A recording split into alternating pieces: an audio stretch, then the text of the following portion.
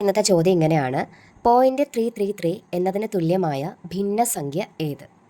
മക്കളെ, ഇങ്ങനെ ഒരു ചോദ്യം വരികയാണ്. അതായത് ഇത് ആവർത്തന ദശാംശ സംഖ്യകളുമായിട്ട് ബന്ധപ്പെട്ടിട്ട് ഉള്ള ചോദ്യം വരുമ്പോൾ ഓക്കെ, ഇത് ആവർത്തന ദശാംശ സംഖ്യകളല്ലേ.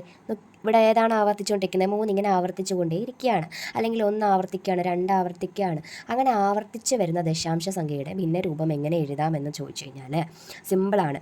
ഇവിടെ ആവർത്തിച്ച് വരുന്ന സംഖ്യ ഏതാണ് ഇവിടുത്തെ ആവർത്തിച്ച് വരുന്ന സംഖ്യ? 3 ആ സംഖ്യ അംശഭാഗത്ത് എഴുതുക. അപ്പം ഇവിടുത്തെ ആവർത്തന സംഖ്യ ഏതാണ്?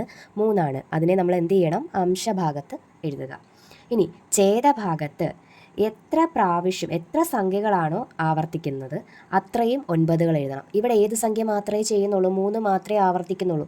അപ്പം ഒരൊറ്റ 9 മാത്രം എഴുതിയാൽ മതി. ഇവിടെ 3 മാത്രമേ ആവർത്തിക്കുന്നത് കൊണ്ട് 9 മാത്രം നമ്മൾ എഴുതിയാൽ മതി. അപ്പം ആൻസർ എത്രയാണ്? 3/9 എന്ന് കിട്ടും.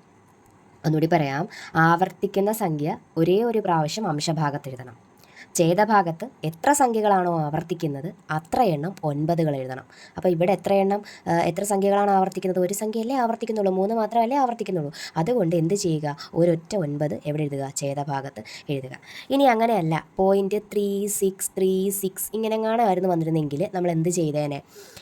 അംശഭാഗത്ത് ഈ 2 സംഖ്യകളും എഴുതും. 36 ഓക്കെ, 36 എഴുതും. ബൈ എത്ര സംഖ്യകൾ ആവർത്തിച്ചു? 1, 2. ആ 2 സംഖ്യകൾ ആവർത്തിച്ചില്ലേ? അപ്പോൾ എത്ര? 9 കൊടുക്കണം. 2 9 കൊടുക്കണം. അങ്ങനെയാണ് നമുക്ക് ആൻസർ കിട്ടുന്നത്. അപ്പോൾ ഇവിടുത്തെ ആൻസർ എത്രയാണ്? 3/9 ആണ്. ആൻസർ 3/9.